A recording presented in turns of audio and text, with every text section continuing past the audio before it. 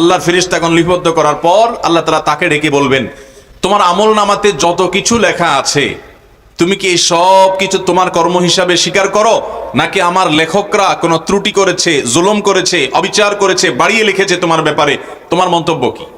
আল্লাহ রাব্বুল আলামিন আহকামুল হাকিমিন, তিনি সবচেয়ে বড় বিচারকদের বিচারক, সবচেয়ে বেশি ন্যায় বিচারের দণ্ড তিনি প্রতিষ্ঠা করবেন।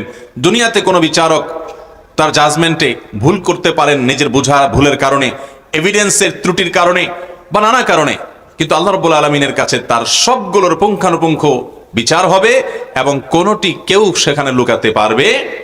তো আল্লাহ সুবহানাহু ওয়া তাআলা সেদিন এই বান্দাকে ডেকে বলবেন যে তোমার বক্তব্য কি? তোমার এই কর্মকাণ্ডগুলোকে তুমি স্বীকার করো, নাকি আমার লেখকরা তোমার নামে বানিয়ে বানিয়ে লিখেছে? সুবহানাল্লাহ। আল্লাহ তাআলা আহকামুল হাকিমিন, বান্দার বক্তব্য নেওয়ার প্রয়োজন ছিল না, কিন্তু বান্দাকে আল্লাহ রাব্বুল আলামিন তার মুখ থেকে স্বীকারোক্তি নিচ্ছেন যে বান্দা